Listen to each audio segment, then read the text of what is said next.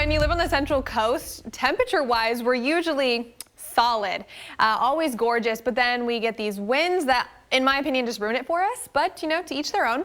Let's look outside at Cayucas, our 805 webcams. This is just a gorgeous beauty shot of the beach right here, and this is what all of our coastlines look like. And then switching over to Cuesta Peak, this amazing beauty shot as well. Yesterday, if you tuned in with us, I loved the shot we had. It was like a blanket of clouds. It was gorgeous, but now not a cloud to be seen.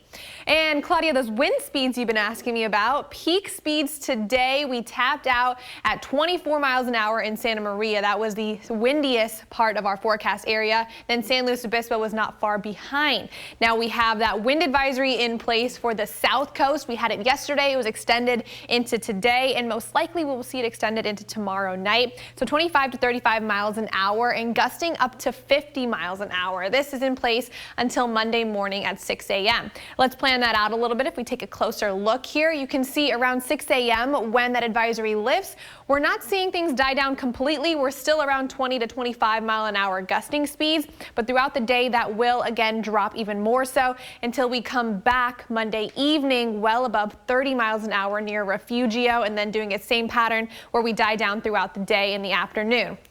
Taking a wider look at our forecast area, Paso Robles in the interior areas, we'll see things be pretty gusty comparatively to the rest of us, except, you know, of course, the south coast. You can see it right here, Paso, Shandon, all the way into the California Valley. That's Monday evening. And then we die down as we head throughout the nighttime hours and early morning. But the south coast is not going to die down during those specific hours. Now, the next couple of days, temperature-wise, though, we have a lot of different things going on. In the beach areas, we've got 60s and some low clouds. Coastal valleys will be up a little bit warmer there, almost 80s, and then inland is going to be solid in those 90s for quite some time. I'm talking that 7-day forecast. Taking a look specifically at those interiors through Saturday, we are well above 90 for that extended period, 97 on Saturday, and even pushing into the triple digits for some specific areas in the interiors. Starting out your work week nice and hot in Paso, the upper 90s. We're going to be in the 70s though, all the way down the coastline into Santa Barbara. Over on the north coast, a little bit cooler. You get it in the 60s, 70 in Avila, but 99 in San Miguel. So getting very close to the triple digits I was talking about.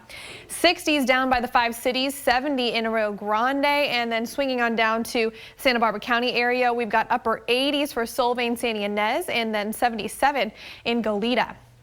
Extended forecast in Paso, we will hit triple digits basically by Thursday through the weekend. Cooler though in the upper 70s to low 80s for San Luis Obispo, and even cooler in Santa Maria and Santa Barbara, not making it out of those 70s. Dusty.